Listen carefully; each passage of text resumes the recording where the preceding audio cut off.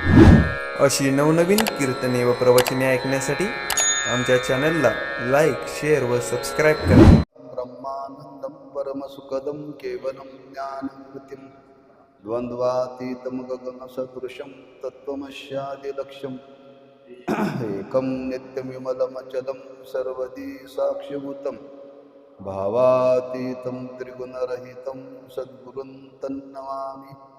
विनायकं गुरुं नौमि साखरे नाम विश्रुतं येषां चरणसान्निध्या जीवा मुक्ता भवन्ति.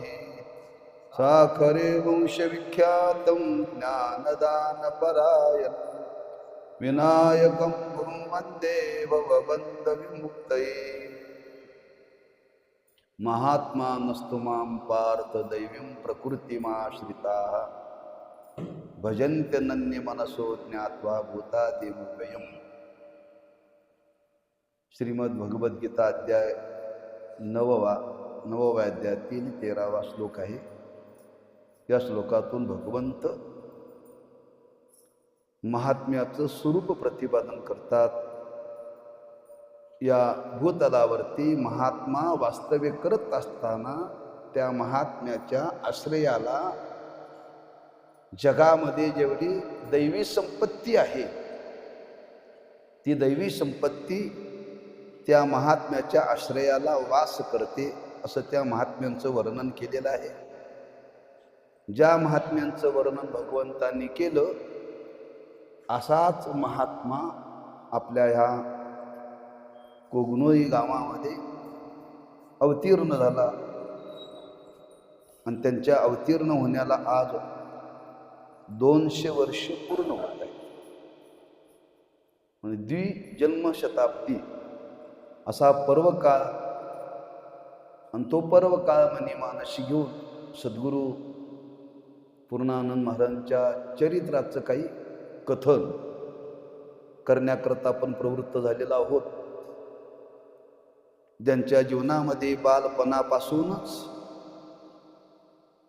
विरक्ती, बालपणापासूनच भगवत भक्ती आणि अशी साधना ज्यांनी जीवनामध्ये केली, खडतर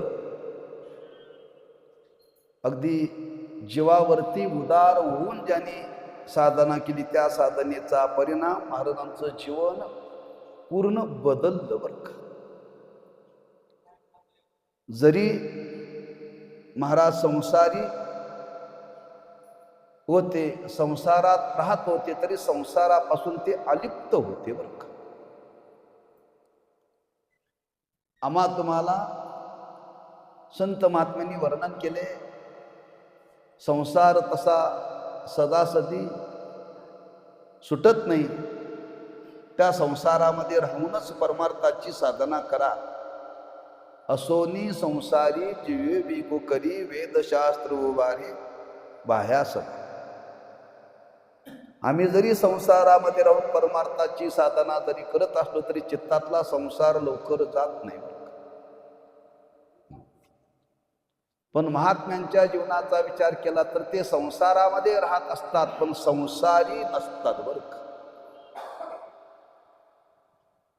आणि हीच अवस्था महाराजांच्या जीवनामध्ये प्राप्त झाली की त्या साधनेतून महाराजांना आत्मस्थिती प्राप्त झाली आणि त्या आत्मस्थितीतून त्यांच्या जीवनामध्ये वैराग्य निर्माण झालं बरं का. सजासजी वैराग्य निर्माण होत नाहीये, कारण ज्ञानोबांनी वर्णन केले, ते हे विषय वैराग्य आत्मलाभाचे सौभाग्य जेने ब्रह्मानंदा योग्य जीव होते. परमार्थाच्या दृष्टीने वैराग्य निर्माण होणं हे भाग्य आहे आणि प्रपंचाच्या दृष्टीने वैराग्य निर्माण होणं हे दूषण आहे बरं का. परमार्थात भूषण आहे आणि प्रपंचात दूषण आहे. प्रपंच करणाऱ्या माणसाला जर वैराग्य निर्माण झालं तर लोक नावं ठेवतात, अभागी अभागी म्हणतात बरं का. कुठून अवदसा याला आठवली म्हणतात. एवढा प्रपंच चांगला असताना, सर्व संपन्नता असताना याला कुठूनही बुद्धी सुचली म्हणतात व्यवहारामध्ये. पण परमार्थामध्ये वैराग्य निर्माण होणे भाग्याचं लक्षण वर्णन केलं. ते आत्मलाभाचे सौभाग्य. पण वैराग्य सदासजी निर्माण होत नाही. अनंत जन्माची पुण्याई लागते तेव्हा वैराग्य निर्माण होते. आम्ही तुम्ही वैराग्य दात खाऊन धारण करतो बरं का, खरं वैराग्य ना. कारण वैराग्याचं वर्णन करताना असं वर्णन केलेलं आहे की सर्व संपन्नता असावी आणि सर्व संपन्नता असून त्याच्याविषयी त्यागाची वृत्ती निर्माण, त्याला वैराग्य म्हणतात. हा, संपत्ती इच्छेप्रमाणे आहे. पत्नी, मुलं, नोकर, चाकर सर्व अनुकूल आहे. सर्व बाजूनी अनुकूलता आहे. सर्व बाजूनी संपन्नता आहे. सर्व बाजूनी अनुकूलता असताना, सर्व बाजूनी संपन्नता असताना त्याच्याविषयी त्यागाची वृत्ती निर्माण व्हावी, त्याला वैराग्य. आमच्या जीवनामध्ये वैराग्य निर्माण होतं ते प्रतिकूलता निर्माण झाल्यानंतर, त्याला वैराग्य म्हणत नाही. बरं, काही माणसं घरामध्ये भांडण होतं, घरामध्ये पटत नाही, जुळत नाही, म्हणून माणसं म्हणतात महाराज आता आम्ही ठरवले 4 महिने पंढरपूरला राहायचं. बरं का, प्रतिकूलता निर्माण झाली. आणि प्रतिकूलता निर्माण झाली म्हणून आपण 4 महिने पंढरपूरला जातो, तीर्थयात्रेला फिरतो. अनुकूलता नव्हे, प्रतिकूलता निर्माण झाली. आणि प्रतिकूलतेमध्ये निर्माण झालेलं वैराग्य टिकत नाही. बरं का, टिकत नाही. म्हणून वैराग्याची व्याख्या करताना शास्त्रकारांनी वर्णन केले, यह लोकापासून परलोकापर्यंत अनुकूल मानलेल्या भोगाच्या त्यागाच्या इच्छेला वैराग्य म्हणतात. असं वैराग्य महाराजांच्या जीवनामध्ये निर्माण झालं का, संपन्न होते महाराज. किती संपत्ती होती, किती शेतीवाडी होती याचा उल्लेख केलेला नाही, पण संपन्न होता. बरीच महाराजांची शेती होती, पण महाराजांनी सगळ्यावरती पाणी सोडलं. पाणी सोडलं, बघितलं सुद्धा नाही फिरून तिकडे त्या संपत्तीकडे. जसं तुकोबारायांनी वर्णन केले, संसाराच्या नावे घालून या शून्य वाढता हा पुण्य धर्म केला. 10, 15, 20 एकर काहीतरी महाराजांची शेती होती, बागायत होती. बागायत 1 गुंठा माणसं सोडत नाहीत.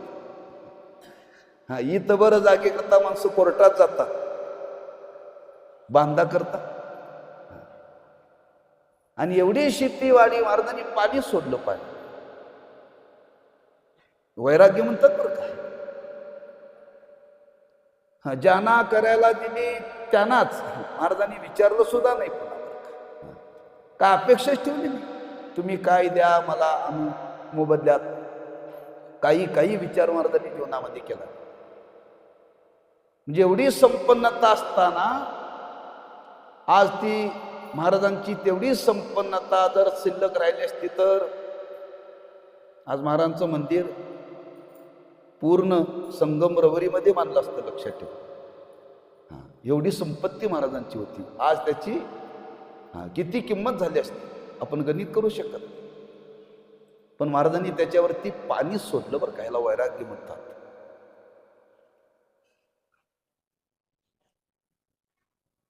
एकांतप्रिय महाराज होते. आणि त्या वैराग्याचं वर्णन करताना महाराजांनी असं वर्णन केलेलं आहे. महाराज एकांतामध्ये राहत असताना त्या मल्लिकार्जुन डोंगरातून महाराज गावामध्ये आले.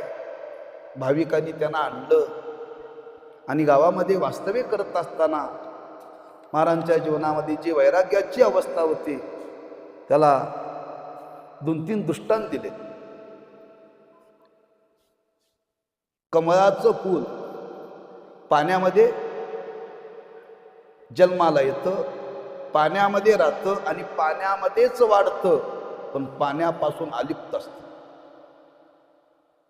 तसं महाराज संसारामध्ये राहत होते, कमळाच्या फुलासारखे अलिप्त होते बरं का. कमळाच्या फुलासारखे अलिप्त होते. जैसा का जला माझारी कमलपत्र अलिप्त असे, असं वर्णन केले महाराजांचं. कमळाच्या फुलाप्रमाणे जसं अलिप्त पाण्यातून राहतं तसं महाराज संसारात राहत होते, पण आसक्ती कुठलीच नव्हती, अलिप्त होते. दुसरा दृष्टांत दिलाय, नारळ परिपक्व झाल्यानंतर नारळ कवटीला सोडतो बरं का, कवटीला सोडतो आणि आत मोकळाच राहतो. तसं महाराजांचं जीवन होतं. ना तरी शुष्क नारी केला जैशी कवटीशी असे वेगळी, तैसा पूर्णानंद देह इंद्रिये बेळी वेगळा असे सर्वदा. परिपक्व झाल्यानंतर बरं का नारळ त्या कवटीपासून वेगळा राहतो. तसं महाराजांचं जीवन या संसारामध्ये होतं बरं का. अलिप्त, कुठलीही आसक्ती महाराजांच्या अंतःकरणामध्ये नव्हती. जसा त्या दृष्टांत दिलाय, एखाद्या पाण्यामध्ये खडक असतो, खडक दगड बरं का. तो दगड पाण्यात राहतो, पण पाण्याचा आणि दगडाचा काय संबंध राहत नाही, लक्षात ठेवा. तुम्ही वड्यातून पाणी वाहत असताना त्या वड्यामध्ये काही खडक असतात मध्ये. पाणी आटल्यानंतर तो दगड फोडून बघा, त्या दगडात पाणी नसते बरं का, कोरडा असतोय, कोरडा. जसा तो खडक पाण्यामध्येच राहतो, पण पाणी आत शिरू देत नाही, तसं महाराजांचं जीवन होतं बरं का. या संसारामध्येच होते, पण संसारापासून खडकासारखे कोरडे होते संसाराविषयी. कुठली आसक्ती महाराजांच्या जीवनामध्ये नव्हती. त्याच्या पुढे दृष्टांत दिला, आकाशामध्ये सूर्य येतो, उगवतो, माध्यानाला येतो, मावळतो, पण कधी कधी ढग आडवे येतात, आणि ढग आडवे आल्यानंतर तो सूर्य दिसत नाही. तो ढग सूर्याला झाकतो असं आम्हाला वाटतं. जरी सूर्याला त्या ढगाने जरी झाकलेलं असलं तरी ढगाचा आणि सूर्याचा काहीच संबंध नाही बरं का. त्या ढगापासून जसा सूर्य अलिप्त असतो, अलिप्त, तसं महाराजांचं जीवन होतं. त्याच्या पुढे वर्णन केलेलं आहे, ते सूर्यमंडला आवरण झाले तरी त्या आवरणामुनी राहिली सूर्यमंडल बहुदुरी, ऐसा पूर्णानंद देही दिशे परितो देहाउनी अलिप्ताशे, दर्पणी प्रतिबिंब भाषे आपुले जैसे. आपण दर्पण म्हणजे आरसा, आरशाच्या समोर गेल्यानंतर आपलं प्रतिबिंब त्या आरशामध्ये दिसतं, आणि त्या आरशामध्ये प्रतिबिंब दिसतं. जरी दिसत असलं तर त्या आरशापासून वेगळं असतं बघ, आरशापासून वेगळं असतं. जसं आपलंच बिंब त्या आरशाच्या रूपामध्ये प्रतिबिंब रूपाने आपण पाहतो, पण आरशाचा आणि आपला काहीही संबंध नाहीये. तो आरसा वेगळा असतो दोन्हीपासून. फक्त त्याच्यावरती मुख दिसतं, पण ते त्याच्यापासून वेगळं असतं. त्या पद्धतीनं महाराजांचं जीवन होतं. अलिप्त, वैराग्याचं वर्णन केले महाराजांच्या, कसं अलिप्त राहता येतं बरं का. आणि या पद्धतीनं महाराज आपल्या जीवनामध्ये अलिप्त राहत होते. आणखी दृष्टांतला, सूर्या घटा माझी सूर्याशे परितो सर्वता तेतीचा नोहे, का काष्टी अग्निपरी काष्ट नोहे, तैसा देही पूर्णानंद. देहामध्ये राहून विदेही होते महाराज. देहामध्ये राहून विदेही, देहाची काही संबंध नाही बरं का. आणि अशा अवस्थेमध्ये महाराजांचा जीवनाची अवस्था निर्माण झाली. वर्णन केले की मीपणा महाराजांच्या जीवनामध्ये राहिला नाही. ममत्व राहिलं नाही, कुठल्या प्रकारचं द्वंद्व राहिलं नाही. सुख दुःख शीत उष्ण निंदा स्तुती माना मान सर्व गेले मनीहून ब्रह्मानुभवे.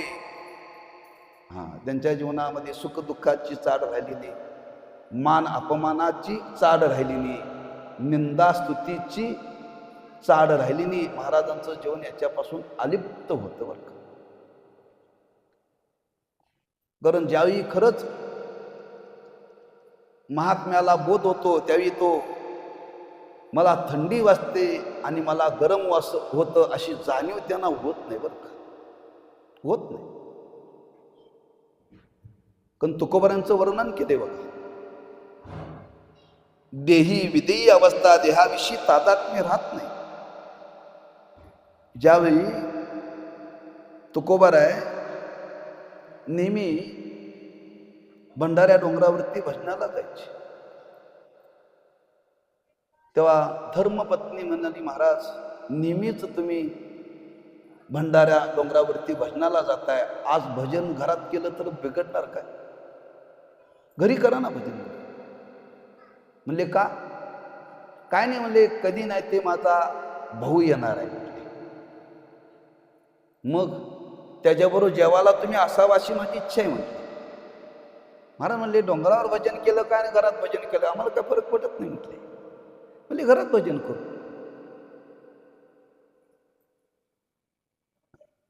आता महाराजांचा नेम झाल्यानंतर भजनाला सुरुवात केली.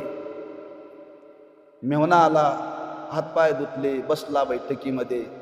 महाराजांचं भजन थांबलेलं नव्हतं बरं का. काय पाऊस पडला का, किती वाजता आला, गाडी मिळाली का, काय काही नाही. आला बिचारा, बसला, महाराजांचं भजन चालू होतं. काय भाग्य असेल त्याच्या कानावरती महाराजांचं भजन ऐकायला पडलं असेल, त्याला कळालं होतं. पण महाराज भजनामध्ये रंगले. स्वयंपाक तयार झाला, 12 वाजले होते. जिजाऊ माता म्हणली, महाराज भजन थांबवा, भजन थांबवा. भजन करताना महाराजांनी विचारलं नाही, स्वयंपाक तयार झालाय काय, ताटं करा का, असं काय म्हटलं नाही का, भजनातच होते. थांबवावं लागलं त्यांना भजन. म्हणले जेवायची वेळ झाली, थांबा म्हणले. हरकत नाही, थांबवलं. जेवायला बसले. एका पात्रावरती महाराज, एका पात्रावरती मेव्हणा जेवायला बसले. आता महाराजांचं चिंतन, हरिचिंतने अन्न सेवित जावे. जेवताना सुद्धा नामस्मरणच बरं का. जेवण झालं, पुन्हा महाराज बैठकीमध्ये गेले, पुन्हा भजनाला सुरुवात केली.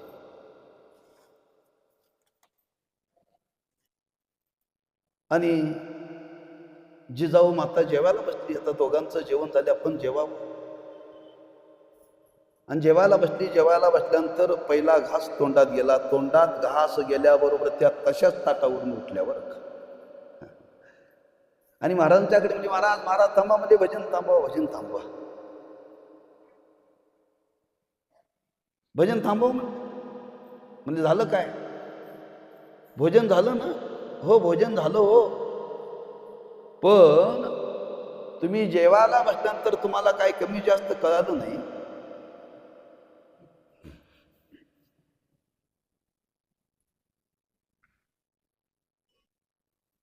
म्हणजे काय झालं? अहो स्वयंपाकात मीठ घालायचं विसरले. माझा भाऊ लाजला असेल, बोलला नसेल, पण तुम्ही घरचे मालक, यजमानाने तरी सांगावं ना स्वयंपाकात मीठ कमी आहे. स्वयंपाकात महाराज म्हटले, आवली तुला सांगू का म्हटले,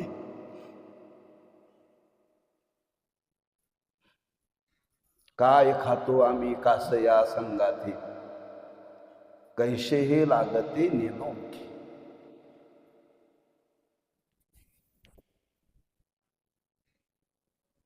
काय खातो आम्हालाच माहिती नाही म्हटले. माझी या देहाची मज नाही चाल. आम्ही देहावर असेल तर सांगू ना, काय कमी आहे काय जास्त आहे.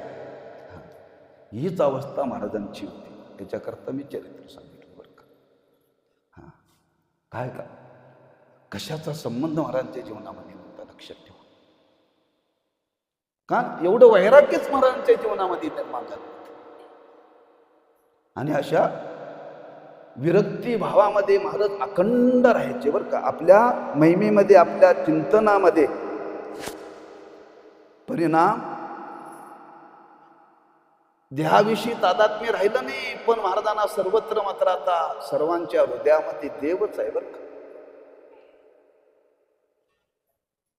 जी तुकोबाऱ्यांना अवस्था प्राप्त झाली, ती ज्ञानोबाऱ्यांना अवस्था प्राप्त झाली. विष्णुमय जग वैष्णवांचा धर्म, भेदाभेद भ्रम अमंगळ, हीच अवस्था महाराजांच्या जीवनामध्ये निर्माण झाली. महाराज सगळ्यांच्याकडे पाहत असताना त्यांना कृष्णच दिसायचा सगळीकडे बरं का. हा, एवढ्या विश्वभावाला महाराज प्राप्त झाले होते, लक्षात ठेवा. एवढी उच्च कोटीची अवस्था महाराजांच्या जीवनामध्ये प्राप्त झाली होती. ऐशी ही पूर्ण प्रतीती पूर्णानंदा बानली निश्चिती, म्हणून व्यापकपणे जगतीवर तो लागे. अशा व्यापक बोधाला महाराजांचं जीवन प्राप्त झालं होतं. काही लोकांनी विचारलं, महाराज तुम्हाला संतती काय नाही? महाराज म्हणते, हे जग ना, हीच माझी सगळी संतती, विश्वची माझे, असे महाराज बोलायचे बरं का. एकाने विचारलं, महाराज तुम्हाला संतती काय, मुलं किती आहेत, मुली किती आहेत? महाराज म्हणले, दिसतं हे सगळं माझंच आहे म्हटले. हे विश्वची माझे घरायशी मती जयाची स्थिर, किंबहुना चराचर. अशा बोधात महाराज होते. तेव्हा ही त्यांची व्यापक अवस्था पाहिली. लोक त्यांच्या दर्शनाला येऊ लागले बरं का. दर्शनाला येऊ लागले. बऱ्याच लोकांना महाराजांचं महात्म्य कळालं. महाराज रस्त्याने चालले की माणसं हातात काय असेल ते टाकायचं, महाराजांचं दर्शन घ्यायचं. अनेक लोक जिथं महाराज असतील तिथं दर्शनाकरता रोज यायचे. बरेच लोक महाराजच्या दर्शनाला यायचे. कारण सर्वांच्या लक्षात आलं की हा कोणी सामान्य नाही आहे. धन्य धन्य ते सर्वजन, जया पूर्णानंदाचे घडले दर्शन, त्यांच्या भाग्याचे वर्णन सहजा मज न करवे. महाराजांनी वर्णन केलंय. ज्यांना ज्यांना महाराजांचं दर्शन झालं ते भाग्यवान आहेत म्हणतात. कारण पूर्ण बोधाला प्राप्त झाले होते महाराज. आम्हाला का दर्शन नाही झालं, पण ज्यांना ज्यांना दर्शन झालं ते भाग्यवान आहेत. पूर्णानंदायसा संत भेटावया पाहिजे भाग्य बहुत, जयाची पदरी पुण्य संचित, त्याशीच होय दर्शन, असं वर्णन केले. जे तुकोबाऱ्यांचं वर्णन केले, जे ज्ञानोबाऱ्यांचं वर्णन केले, तेच महाराजांचं वर्णन आहे. भाग्याचा उदय ते ही जोडी संत पाय, पुण्य फळले बहुता दिवसा, भाग्य उदयाचा तसा, झालो सन्मुख तो कैसा, संत चरण भावलो. ज्यांना ज्यांना दर्शन झालं ते भाग्यवान पुण्यवान आहे. त्यांचं पुण्य फलद्रूप झालं बरं का. म्हणून भाग्यवंत ते ग्रामीचे जन, जया घडले पूर्णानंद, दर्शन नर नारी बाळके दान, पशु पक्ष्यासहित. ज्यांना ज्यांना महाराजांचं दर्शन घडलं ते सगळे भाग्यवान बरं का, पुण्यवान. आणि असा महाराजांचा आयुष्याचा काळ सतत आपल्या महिमेमध्ये स्वच्छंद आनंदामध्ये बरं का, कुठली चिंता नावाचा प्रकार नाही. आपल्या महिमेमध्ये, आपल्या आनंदामध्ये महाराज राहत असत.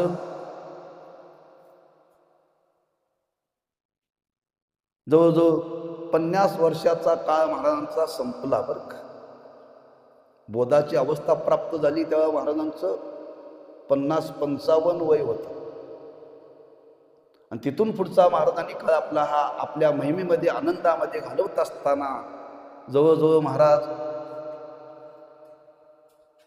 60-70 वय झाले, शरीरी उत्सृत्व पातले, दात सर्व उन्मळिले, मुखांतरीचे बघ. 60-70 वय महाराजांचं झालं, महाराजांचे दात पडले बर का. आधी साधना केली होती, देहाविषयी तादात्म्य राहिलं नाही, कधी खाण्याविषयी कुठला संबंध राहिला नाही, तेव्हा त्यांची त्वचा, त्या त्वचेला सुरकुत्या पडल्या होत्या, सुरकुत्या. त्वचा सर्व सुरकतली, मुखीची लाळ पडे खाली, मान हलो लागली थरथरा. हा, शेवटी महाराजांची लाळ गळत होती, मान अशी हलत होती. म्हणून महाराज रस्त्याने जाताना काठीच आधार घेऊन चालायचे. चालता शरीराचे झोके जाती, म्हणून काठी घेतली हाती, तेने आधारे चालती ग्रामातुनी. महाराज फिरायचे रस्त्याने, रोज या गावातून फिरायचे. आता काय कर्तव्य जीवनामध्ये राहिले, काही मिळवायचं नाही, आपल्या महिमेमध्ये राहायचे. पण आले मनात की महाराज निघायचे.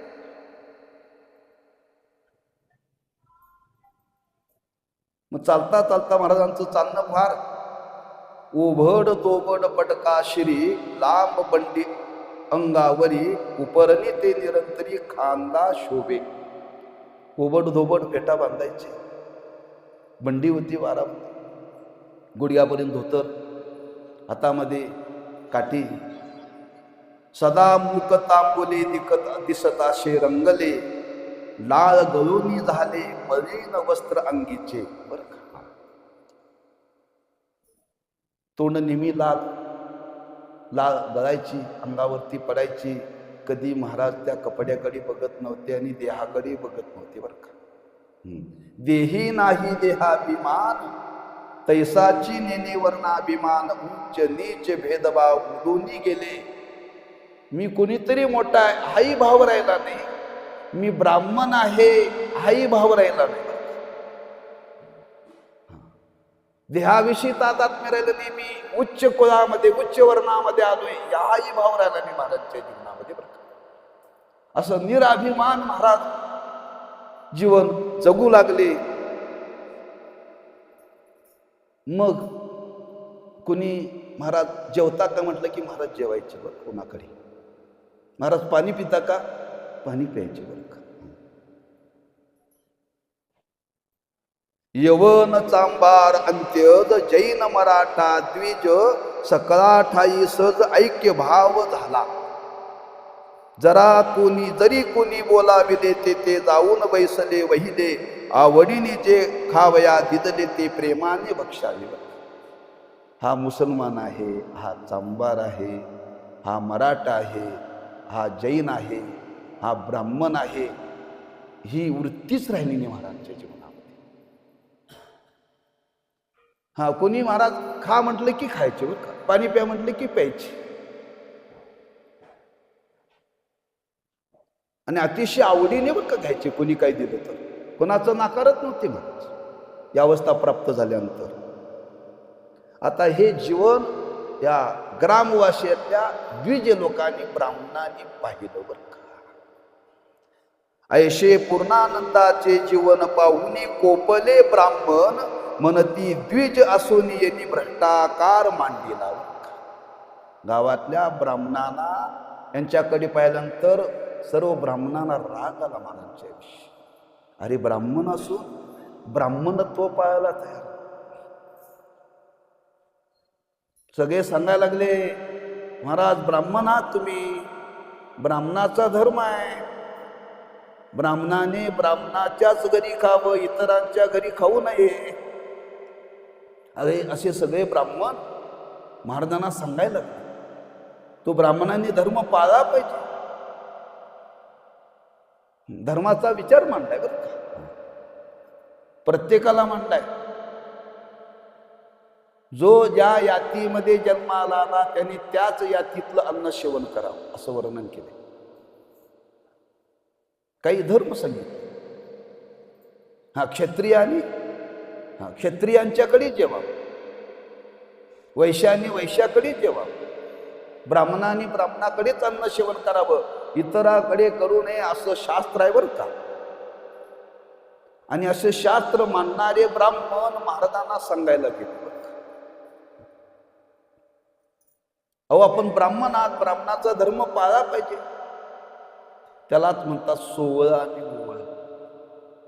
सोवळं आणि ओवळ. लोक पाहतायत, महाराजांना सांगण्याचा प्रयत्न करतायत, महाराजांनी ऐकावं आणि सोडून द्यावं. कोणाचं मनावर घेऊन. ऐशे नाना परी सांगती परी तया नरोचे चित्ती, म्हणून हे वर्णाभिमानी जलपती देहबुद्धीस्तव. महाराज आपल्याच मनामध्ये एकांतामध्ये बसून विचार करू लागले, आता यांना ना मी सांगून का उपयोग आहे. आता हे ब्राह्मणाचा धर्म मला शिकवायला लागले, आता माझी अवस्था काय झाली, मी यांना सांगून का उपयोग आहे. माझा देहाचा संबंधच राहिला नाही, मला सर्वत्र मला सगळे सारखे दिसायला लागले, माझ्या जीवनामध्ये भेदबुद्धी राहिली नाही. मी आता यांना सांगून काय उपाय. वर्ण देहाभिमानी न सांडिता ब्रह्मप्राप्ती नाही सर्वता ऐशे वर्म या भ्रांता ठाऊकेची नाही या दुकाना. काय सांगणारे भ्रांतीतच लोक म्हटले. अरे ब्राह्मण कोणाला म्हणतात यांना कळालं नाही. ब्रह्म जानाती ती ब्राह्मण. ज्यांनी ब्रह्माला जाणलं, ज्यांनी भगवंताचा साक्षात्कार करून घेतला, तो खरा ब्राह्मण. आता या ब्राह्मणाला सांगून काय उपयोग आहे असं महाराज मनात विचार करू लागले.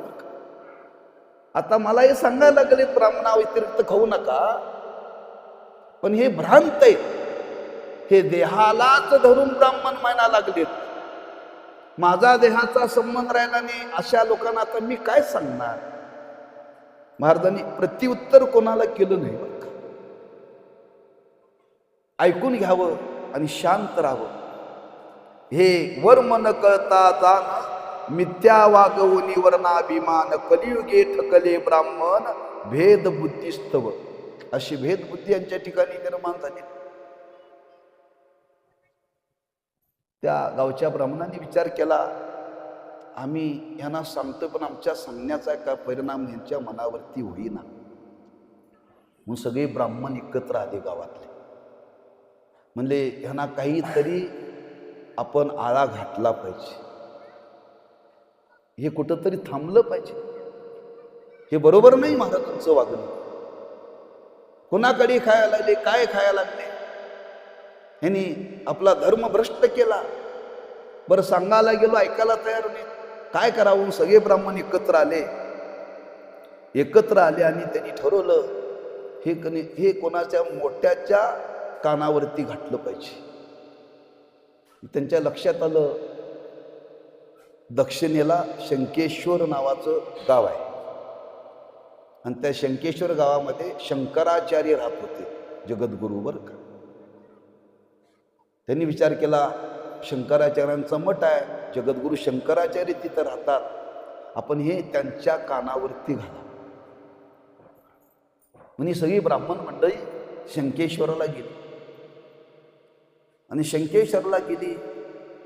जगद्गुरू शंकराचार्यांचं दर्शन घेतलं आणि म्हणले आमच्या गावामध्ये एक सद्ग्रस्त आहेत, ब्राह्मण आहेत ते, पण त्यांनी ब्राह्मणाचा धर्म सोडलाय म्हटले. आम्ही त्यांना सांगण्याचा प्रयत्न केला पण ते काय ऐकायला तयार नाहीत. नुसतं ऐकून घेतात आणि सोडून देतात, मौन धारण करतात. तेव्हा तुमच्यासारख्यांनी त्यांना काय सांगितलं तर काय परिणाम होईल. तुम्ही काहीतरी त्यांना 4 गोष्टी सांगा. शंकराचार्य म्हटले हरकत नाही, त्यांना घेऊन या म्हटले माझ्याकडे, मी त्यांना सांगतो म्हटले. ठीक आहे. ही मंडळी पुन्हा गावामध्ये आली आणि सांगितलं की आपल्याला जगद्गुरू शंकराचार्यांनी शंकेश्वरला बोलवलेलं आहे. बैलगाडी गेली, त्या बैलगाडीमध्ये महाराजांना बसवलं आणि बैलगाडी घेऊन ही सगळी मंडळी शंकेश्वरला गेली. शंकेश्वरला गेली, मठाच्या जवळ गेली, महाराज उतरले, आतमठामध्ये प्रवेश केला. आत प्रवेश केल्यानंतर त्यांनी जगद्गुरू शंकराचार्य नमस्कार केला. नमस्कार केल्यानंतर आचार्यांनी त्यांना बसण्याकरता आसन दिलं बरं का. कारण शेवटी ब्राह्मण आहेत. एका आसनावरती बसवलं आणि सांगितलं आपल्या गावचे सगळे ब्राह्मण आलेत, यातीचे लोक आहेत आपल्या, तेव्हा आपण ब्राह्मणाचा धर्म सोडलाय असं यांच्याकडून मला ऐकायला मिळालं. तेव्हा आपण ब्राह्मण आहात, तो ब्राह्मणाचा धर्म आपण पाळला पाहिजे.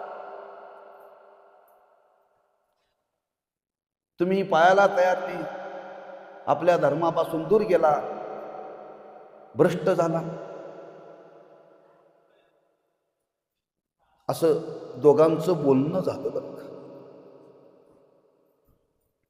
बोलणं होत असताना महाराज जगद्गुरु शंकराचार्यांशी बोलू लागले, असं मी काय भ्रष्ट केलंय, मी असं काय वेगळं केलंय का? महाराज बोलले, म्हणाल याती भ्रष्ट झालो तरी काय पशु होऊनी राहिलो, का तृण कडबा खाऊनी राहिलो गोट्या माझे. मी धर्म सोडला म्हणजे नेमकं काय केलं? मी काय पशुसारखं वागायला लागलो म्हणजे? मी काय कडबा खायला गोट्यात राहिलो पशुसारखं? अहो, भूती देखावी एकात्मता हा मानव धर्म तत्वता, ते पाहता विषमता आत्मघाता पावीची. मानव धर्म आहे, आणि तो कोणता मानव धर्म आहे? प्रत्येकाने प्रत्येकाच्या अंतःकरणातला देव पाहिला पाहिजे म्हटले. असं भेदबुद्धीनं वागणं हा फार मोठा आत्मघात आहे म्हटले. असं शंकराचार्याशी महाराज बोलू लागले. महाराज स्तब्ध राहिले शंकराचार्य बरं का. महाराजांचं बोलणं ऐकल्यानंतर त्यांच्या लक्षात आलं, हा सामान्य मनुष्य नाही बरं का. ऐशे ऐकता वचन जगद्गुरु झाले विस्मय पूर्ण, मनी जाणतली कुन्हा मानव दुहे.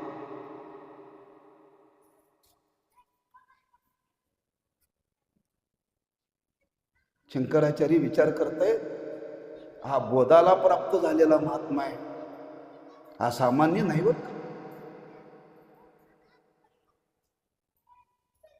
काही बोलता येईना शंकराचार्य. त्यांनी नमस्कार केला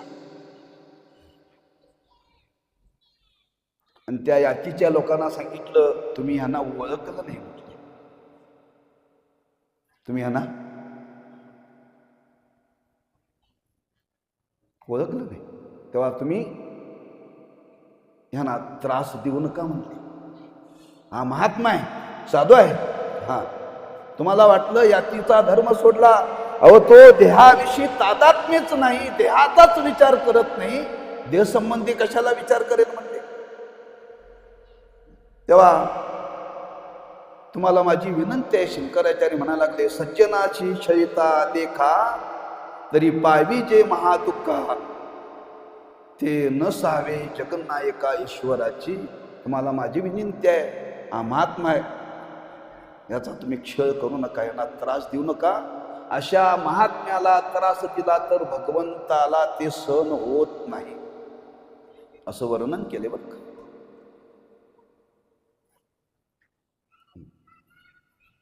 काय घडलं माहिती आहे का? शास्त्रामध्ये वर्णन केले बरं का.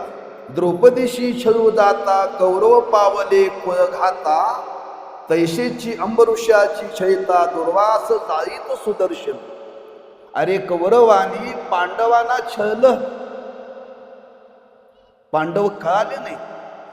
कौरवानी द्रौपदीचा छळ केला, अरे कुलाचा नाश याला कुलाचा नाश.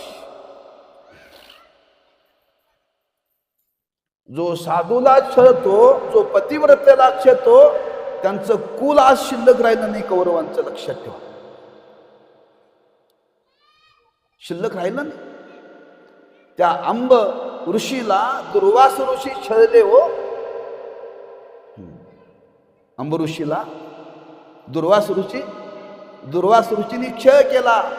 देवाला सण जाणणी, देवाने आपल्या हातात सुदर्शन क्षेत्र दुर्वास ऋषीच्या मागं लावलं बरं का. म्हणजे थोर पुरुषाचा क्षय केलेला देवाला सहन होत नाही आणि ज्यांनी केला त्याचं काही चांगलं होत नाही असे शास्त्रामाना पुराणामध्ये अनेक उदाहरण आहेत, अनेक उदाहरण आहेत. तेव्हा त्या लोकांनी महाराजांचं ऐकलं. तैसेच न बोलता मौनपण निघाले तत्वता म्हणती, याशी आता बहु बोलता बरे नव्हे. ग्रामी परतले सर्वजण पुन्हा न करती विचारण, अंतरी धरुनी मौन्य व्यवसाय करीती. जगद्गुरुशी पुसुनी वहिला पूर्णानंदी ग्रामी प्रवेशला, भक्तजनाशी झाला अति आनंदवत. महाराज पुन्हा गावी आले, यातीचे लोकही गावी आले आणि त्या लोकांनी ठरवलं आजपासून आपण महाराजांना काही बोलायचं, मौन धारण धरलं. आणि प्रत्येकजण आपल्या आपल्या संसारामध्ये रमले. महाराज आले, महाराजांनी आपला आयुष्याचा काळ पुन्हा या पद्धतीने व्यतीत करत असताना आणखी महाराजांच्या जीवनामध्ये प्रसंग घडले बरं. आणि प्रसंग घडले. आता अशा बोधाला प्राप्त झाल्यामुळं काय महाराजांचं वर्णन करावं तेवढं कमी आहे बरं का. महाराजांचं वर्णन करताना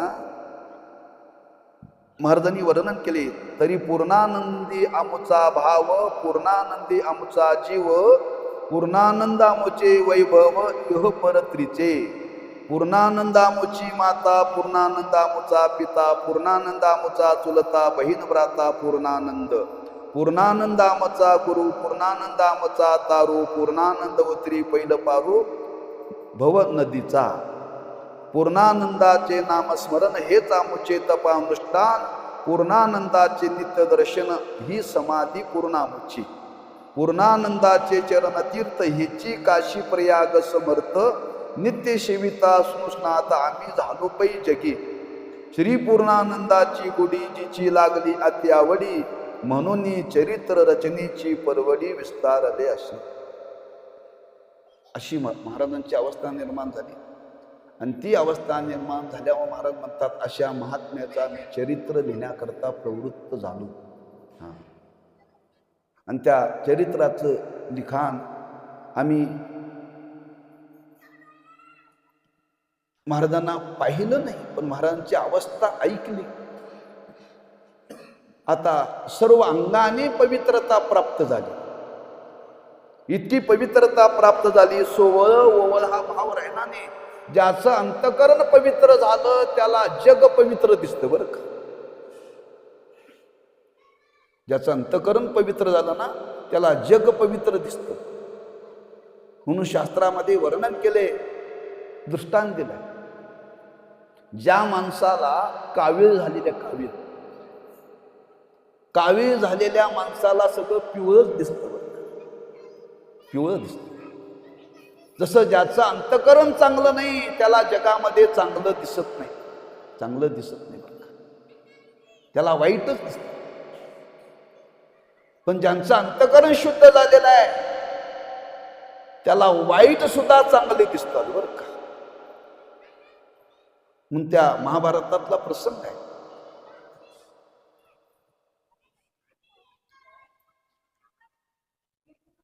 दुर्योधनाला सांगितलं, एक समाजातला चांगला माणूस कोण दिसतो का तुला बघ. दुर्योधन गेला बाहेर, सगळीकडे बघितला, फिरून आला, सांगितलं या जगात कोणीच चांगलं नाही म्हटले. बस म्हणते रावती.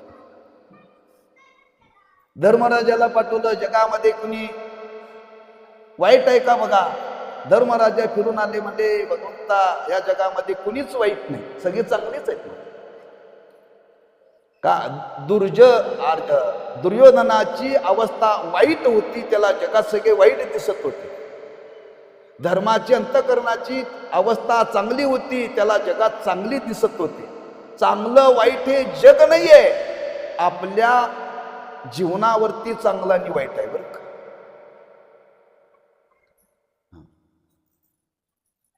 कारण आपलं जर अंतकरण एवढं पवित्र झालेलं आहे, पवित्र अंतकरणाला जगामध्ये काहीही दोष दिसत नाहीत. तुकोबारांनी वर्णन केले, देव झाले अवघे जन गुण दोष हरपले. दोष गुण हरपले. त्या पुरुषाची दोषाकडे बुद्धीच जात नाही, लक्षात ठेवा. ज्याच्या जीवनामध्ये दोष आहे त्याला जगामध्ये दोष दिसतात. पण महाराजांची अवस्था अशी प्राप्त झाल्यामुळं महाराजांचं जीवन एवढं पवित्र. देव ज्याचा अंगीकार केला, जो जगी सोवळा झाला, ओवळेपणाची त्याला वार्ताच नाही. ज्याने देवाने ज्यांचा स्वीकार केला तिथं ओवळ राहिलं, तो सोवळ्याला प्राप्त झाला. सोवळ म्हणजे पवित्र. देव कोणाचा स्वीकार करतो? काल आपण बोलून गेलो, दयाचे चोखटे मानशी मी होनी असे क्षेत्र संन्याशी, जया निजलया ते उपाशी वैराग्य गाज्याचं पवित्र जीवन आहे. अशा पवित्र जीवनाचा जो कोणी असेल त्याचा परमात्मा स्वीकार करतो बरं का.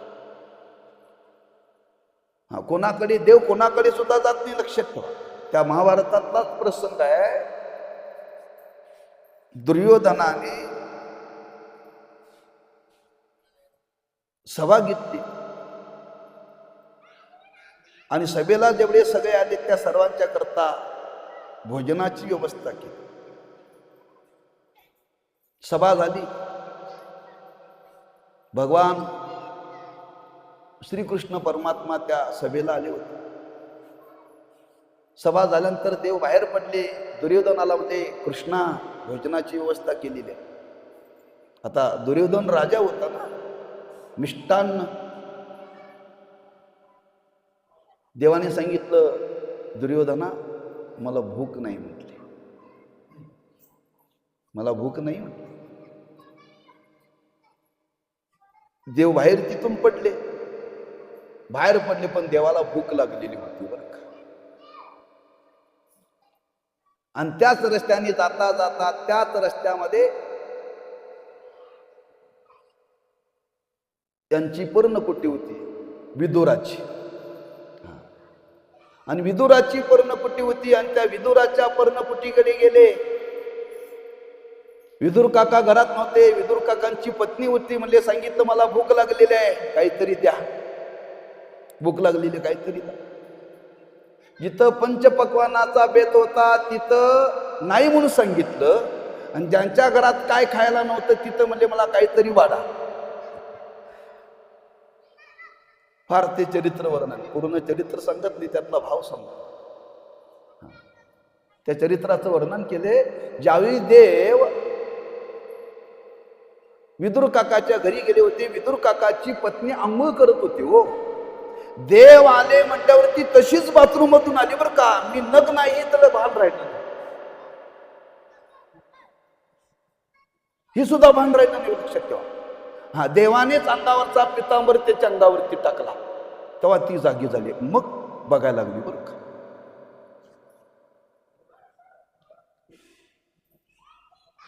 तेवढ्यात काका आले. बघतात तर देव घरी आले. दर्शन घेतलं का? आणि म्हणे भूक लागलेली आहे. आता भूक लागलेली आहे, पण घरात काहीच नव्हतं. हो, मुठभर कण्या होत्या.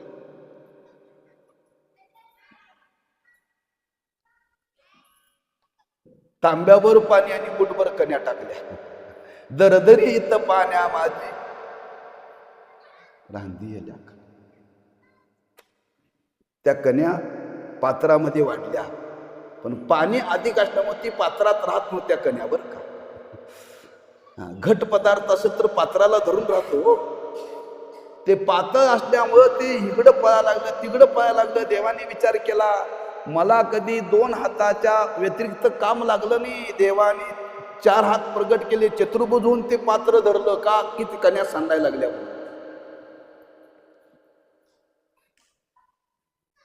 आणि त्या कन्या खाल्ल्या बरं का. विचारलं विदुर का काय सांगा? म्हणले, अमृतापेक्षा श्रेष्ठ आहेत म्हटले. कशा करता सांगितलं? देव कोणाचा स्वीकार करतो लक्षात ठेवा. ही अवस्था महाराजांच्या जीवनामध्ये झाली.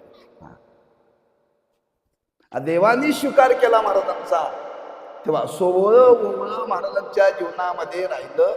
नाही, सोवळेच आता ये सोवळे झाले त्रिभुवन, विषम धुवन सांगली येते. हा, सगळ्यांच्याकडे बघण्याची भावना महाराजांची एवढी शुद्ध होती, एवढी शुद्ध होती. सगळ्यांच्याकडे शुद्ध भावनेनं पाहणं यालाच खरं सोवळ म्हणतात बरं का. आम्ही म्हणतो हे देवाच्या पूजेला चाललोय, मला शिवू नका समजावं, अजून याला सोवळ कळालेलं नाही, अजून ओवळ्यातच आहे. पण महाराजांच्या जीवनामध्ये अवस्था प्राप्त झाली आणि या पद्धतीने महाराज पुढचे जीवन जगू लागले. जीवन जगता जगता महाराजांच्या जीवनामध्ये अशी अवस्था निर्माण झाली. महाराज रस्त्याने चालले ना, पावसाळ्यात वाहतं पाणी सुद्धा ओंजळीनं प्यायचे महाराज. लोकांनी विचारलं का हो महाराज हे पाणी प्यायचं नाही. महाराज म्हणते आकाशातून पडले ना, मग चांगलं नाही कसं म्हणता म्हणते. अहो त्याला त्या जमिनीचा संबंध आला. अहो जमिनीचा संबंध आला तरी महाराज म्हणायला लागले बघा, आपल्या घरामध्ये पाणी टाकलेलं कुठं जातं? गटारीत. आणि गटारीचं पाणी कुठं जातं? ओढ्याला. ओढ्याचं पाणी कुठं जातं? नदीला. मग नदीला गेल्यानंतर ओढ्याचं पाणी गटारीचं पाणी शुद्ध होतं का नाही?